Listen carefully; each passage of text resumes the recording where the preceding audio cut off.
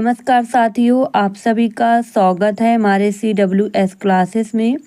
साथियों, आज के इस क्लास में हम UPSI और कांस्टेबल एग्ज़ाम के लिए जीके से संबंधित क्वेश्चन करेंगे। इसलिए साथियों, इस क्लास को अंत तक ज़रूर देखना, क्योंकि यह क्लास आपके लिए बहुत ही इम्पॉर्टेंट होने वाला है।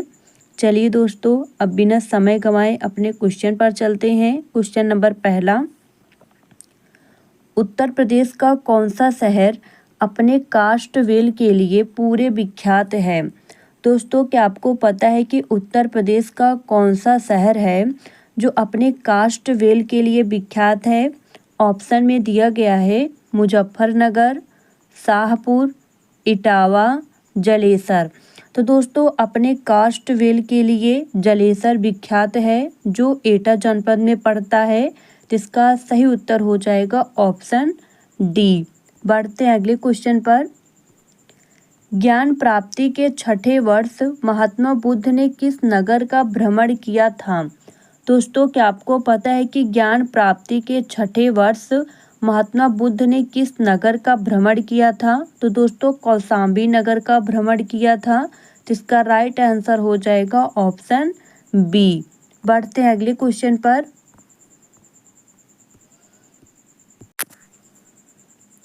उत्तर प्रदेश में राज्य ललित कला अकादमी के प्रथम अध्यक्ष कौन थे? दोस्तों, क्वेश्चन में पूछ रहा है कि उत्तर प्रदेश में राज्य ललित कला अकादमी के प्रथम अध्यक्ष कौन थे? तो दोस्तों, डॉक्टर संपूर्णानंद थे। जिसका राइट आंसर हो जाएगा ऑप्शन ए। चलते हैं अगले क्वेश्चन पर। उत्तर प्रदेश के किस जिले में सबसे कम मेले लगते हैं? दोस्तों, क्या आपको पता है कि उत्तर प्रदेश के किस जिले में सबसे कम मेले लगते हैं?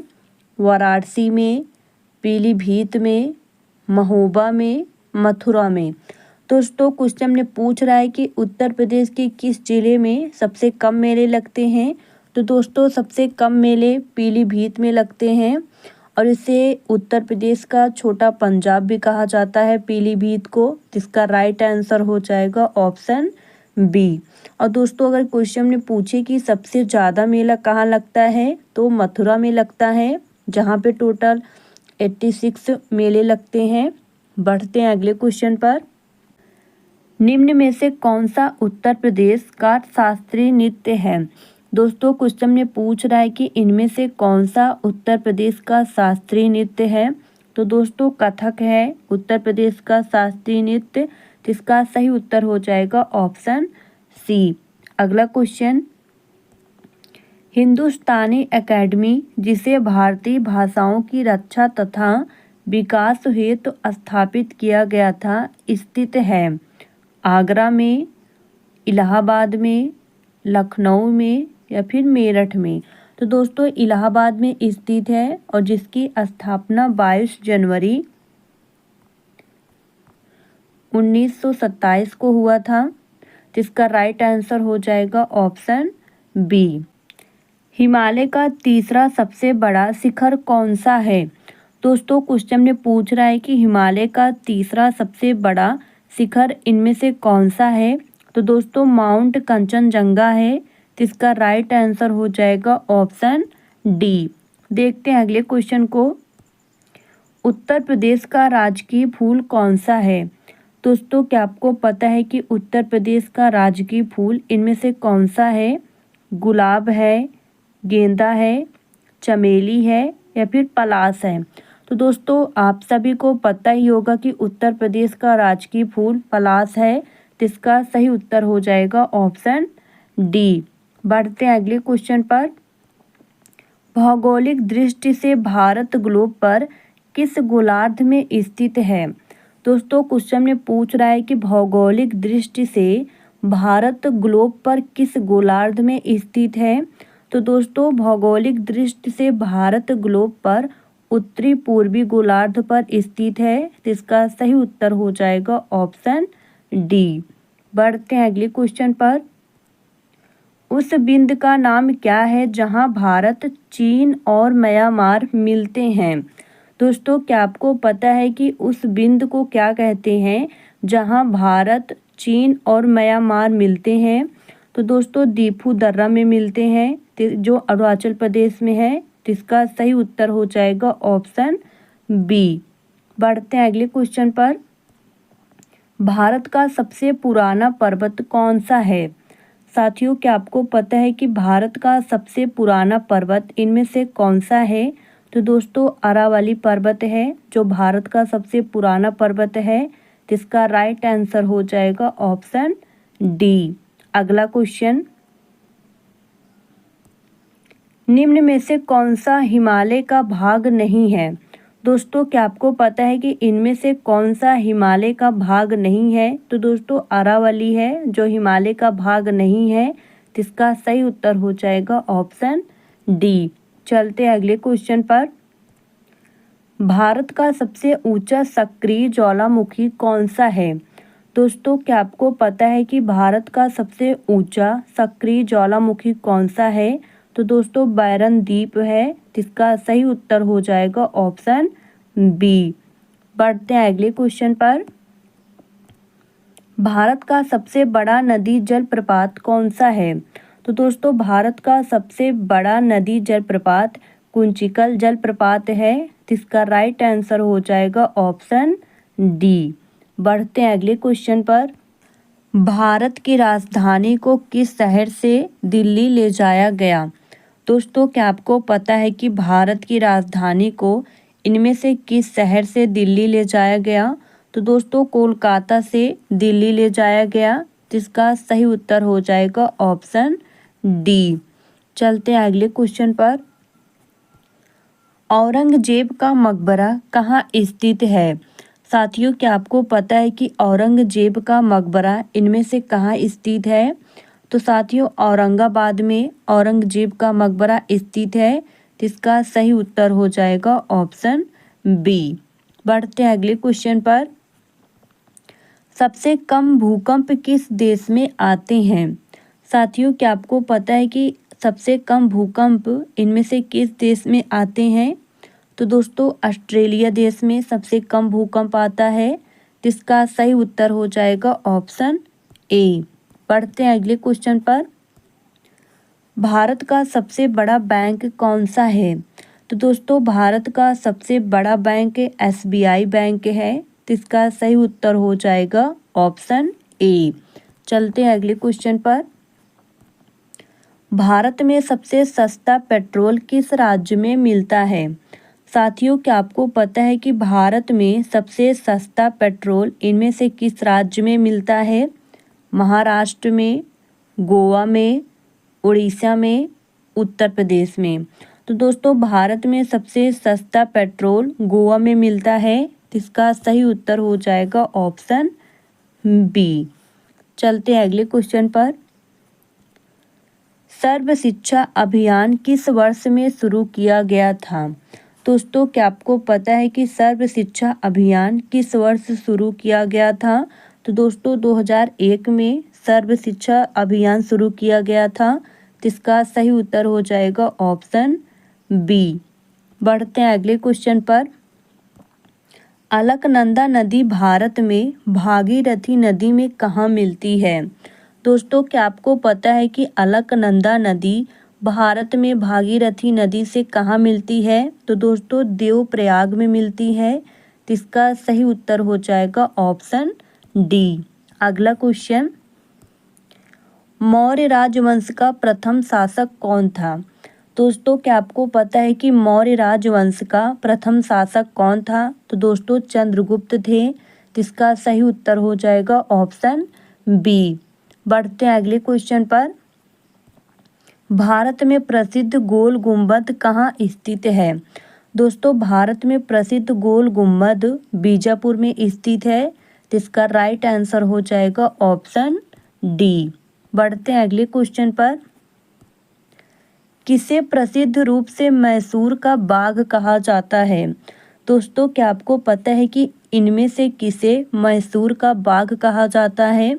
तो दोस्तों टीपू सुल्तान को मैसूर का बाग कहा जाता है। जिसका सही उत्तर हो जाएगा ऑप्शन सी। अगला क्वेश्चन, देश का लौह पुरुष किसे कहा जाता है? तो दोस्तों देश का लौह पुरुष सरदार वल्लभ भाई पटेल को कहा जाता है? तो इसका सही उत्तर हो जाएगा ऑप्शन ए। बढ़ते हैं अगले क्वेश्चन पर। किस राज्य की सीमा चीन से जुड़ी हुई है? दोस्तों क्या आपको पता है कि इनमें से किस राज्य की सीमा चीन से जुड़ी हुई है? मणिपुर, नागालैंड, असम, अरुणाचल प्रदेश। तो दोस्तों अरुणाचल प्रदेश की सीमा चीन से जुड़ी हुई है। इसका सही उत्तर हो जाएगा ऑप्शन डी। बढ़ते हैं अगले क्वेश्चन पर। कितने वर्ष के पश्चात राष्ट्रीय जनगणना होती है? दोस्तों क्या आपको पता है कि इनमें से कितने वर्ष के बाद राष्ट्रीय जनगणना होती है? तो दोस्तों 10 वर्ष बाद होती है। तो इसका सही उत्तर हो जाएगा ऑप्शन ए। बढ़ते हैं अगले क्वेश्चन पर। काजीरंगा राष्ट्रीय पार्क कहाँ है? दोस्तों क्या आपको पता है कि काजीरंगा राष्ट्रीय पार्क कहाँ है? उड़ीसा में, महाराष्ट्र में, असम में, मणिपुर में। तो दोस्तों काजीरंगा राष्ट्रीय पार्क असम में है। तो इसका सही उत्तर हो जाएगा ऑप्शन सी। बढ़ते हैं अगले क्वेश्चन पर। गायत्री मंत्र किस पुस्तक से लिया गया है? तो दोस्तों गायत्री मंत्र ऋग्वेद से लिया गया है। तो इसका सही उत्तर हो जाएगा ऑप्शन ए। बढ़ते हैं अगले क्वेश्चन पर। राष्ट्रीय विज्ञान दिवस किस दिन मनाया जाता है? दोस्तों राष्ट्रीय विज्ञान दिवस 28 फरवरी को मनाया जाता है। तो इसका सही उत्तर हो जाएगा ऑप्शन सी। चलते हैं अगले क्वेश्चन पर। 5 सितंबर किस रूप में मनाया जाता है? दोस्तों क्या आपको पता है कि 5 सितंबर हम किस रूप में मनाते हैं? तो दोस्तों शिक्षक दिवस के रूप में मनाया जाता है। तो इसका सही उत्तर हो जाएगा ऑप्शन डी। बढ़ते हैं अगले क्वेश्चन पर। मोहनजोदड़ो कहाँ स्थित है? दोस्तों क्या आपको पता है कि मोहनजोदड़ो कहाँ स्थित है? तो दोस्तों सिंध में स्थित है। तो इसका सही उत्तर हो जाएगा ऑप्शन ए। बढ़ते हैं अगले क्वेश्चन पर। जय हिंद का नारा किसने दिया? तो दोस्तों जय हिंद का नारा सुभाष चंद्र बोस ने दिया था। तो इसका सही उत्तर हो जाएगा ऑप्शन ए। बढ़ते हैं अगले क्वेश्चन पर। भारत का प्राचीन भाषा कौन सी है? दोस्तों भारत की प्राचीन भाषा संस्कृत है। तो इसका सही उत्तर हो जाएगा ऑप्शन ए। बढ़ते हैं अगले क्वेश्चन पर। देश के एकमात्र किस राज्य की राजभाषा अंग्रेजी है? तो दोस्तों नागालैंड की राजभाषा अंग्रेजी है। तो इसका राइट आंसर हो जाएगा ऑप्शन ए। अगला क्वेश्चन। सबसे अधिक डाकघर किस देश में है? दोस्तों क्या आपको पता है कि सबसे अधिक डाकघर इनमें से किस देश में है? भारत में, फ्रांस में, जापान में, चीन में। तो दोस्तों सबसे अधिक डाकघर भारत में है। तो इसका सही उत्तर हो जाएगा ऑप्शन ए। बढ़ते हैं अगले क्वेश्चन पर। इंदिरा गांधी राष्ट्रीय मानव संग्रहालय कहाँ है? दोस्तों क्या आपको पता है कि इंदिरा गांधी राष्ट्रीय मानव संग्रहालय कहाँ है? तो दोस्तों भोपाल में है। तो इसका राइट आंसर हो जाएगा ऑप्शन ए। चलते अगले क्वेश्चन पर। ग्रांड ट्रंक रोड किसने बनवाई? तो दोस्तों शेर शाह ने बनवाया था। तो इसका राइट आंसर हो जाएगा ऑप्शन डी। बढ़ते हैं अगले क्वेश्चन पर। नालंदा विश्वविद्यालय के संस्थापक कौन थे? तो दोस्तों नालंदा विश्वविद्यालय के संस्थापक कुमार गुप्त थे। तो इसका राइट आंसर हो जाएगा ऑप्शन बी। बढ़ते हैं अगले क्वेश्चन पर। सबसे पुराना वेद कौन सा है? दोस्तों क्या आपको पता है कि सबसे पुराना वेद इनमें से कौन सा है? तो दोस्तों सबसे पुराना वेद ऋग्वेद है। तो इसका राइट आंसर हो जाएगा ऑप्शन बी। चलते हैं अगले क्वेश्चन पर। महान सम्राट अशोक किस वंश के थे? तो दोस्तों मौर्य वंश के थे। तो इसका सही उत्तर हो जाएगा ऑप्शन बी। बढ़ते हैं अगले क्वेश्चन पर। दिल्ली किस नदी के किनारे पर बसी हुई है? दोस्तों दिल्ली यमुना नदी के किनारे पर बसी हुई है। तो इसका राइट आंसर हो जाएगा ऑप्शन बी। बढ़ते हैं अगले क्वेश्चन पर। विद्युत बल्ब का फिलामेंट किसका बना होता है? दोस्तों, क्या आपको पता है कि विद्युत बल्ब का फिलामेंट इनमें से किसका बना होता है? तांबा का, प्लेटिनम का, टंगस्टन का या फिर जस्ता का? तो दोस्तों, विद्युत बल्ब का फिलामेंट टंगस्टन का बना होता है। तो इसका सही उत्तर हो जाएगा ऑप्शन सी। बढ़ते हैं अगले क्वेश्चन पर। उत्तर प्रदेश की स्थापना कब हुई थी? दोस्तों, उत्तर प्रदेश की स्थापना 24 जनवरी 1950 को हुई थी। तो इसका राइट आंसर हो जाएगा ऑप्शन बी। बढ़ते हैं अगले क्वेश्चन पर। उत्तर प्रदेश का पुराना नाम क्या था? दोस्तों, क्या आपको पता है कि उत्तर प्रदेश का पुराना नाम क्या था? तो दोस्तों, संयुक्त प्रांत था। तो इसका सही उत्तर हो जाएगा ऑप्शन ए। बढ़ते हैं अगले क्वेश्चन पर। उत्तर प्रदेश का जनसंख्या की दृष्टि से भारत में कौन सा स्थान है? दोस्तों, क्या आपको पता है उत्तर प्रदेश का जनसंख्या की दृष्टि से भारत में कौन सा स्थान है? तो दोस्तों, जनसंख्या की दृष्टि से अगर पूछे तो पहला स्थान है, और अगर क्षेत्रफल की दृष्टि से पूछे तो चौथा स्थान है। तो इसका राइट आंसर हो जाएगा ऑप्शन ए। बढ़ते हैं अगले क्वेश्चन पर। भारत में स्वतंत्रता के बाद आम चुनाव कब शुरू हुआ? तो दोस्तों, 1957 में। तो इसका सही उत्तर हो जाएगा ऑप्शन बी। बढ़ते हैं अगले क्वेश्चन पर।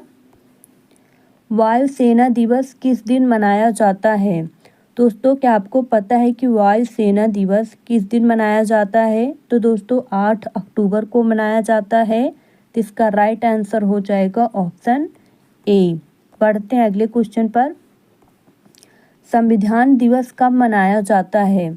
दोस्तों, संविधान दिवस 26 नवंबर को मनाया जाता है। तो इसका राइट आंसर हो जाएगा ऑप्शन बी। चलते हैं अगले क्वेश्चन पर। भारत में चंदन की लकड़ी सर्वाधिक किस राज्य में पाई जाती है? दोस्तों, क्वेश्चन में पूछ रहा है कि भारत में चंदन की लकड़ी सर्वाधिक किस राज्य में पाई जाती है? कर्नाटक में, असम में, केरल में, तमिलनाडु में? तो दोस्तों, चंदन की लकड़ी सर्वाधिक कर्नाटक में पाई जाती है। तो इसका राइट आंसर हो जाएगा ऑप्शन ए। बढ़ते हैं अगले क्वेश्चन पर। भारत में सबसे पहले बिजली किस शहर में आई थी? तो दोस्तों, भारत में सबसे पहले बिजली कोलकाता में आई थी। तो इसका राइट आंसर हो जाएगा ऑप्शन सी। बढ़ते हैं अगले क्वेश्चन पर। गौतम बुद्ध की मृत्यु कहाँ हुई थी? दोस्तों, क्वेश्चन में पूछ रहा है कि गौतम बुद्ध की मृत्यु कहाँ हुई थी? गया में, कुशीनगर में, लुम्बिनी में या फिर सारनाथ में? तो दोस्तों, गौतम बुद्ध की मृत्यु कुशीनगर में हुई थी। तो इसका सही उत्तर हो जाएगा ऑप्शन बी।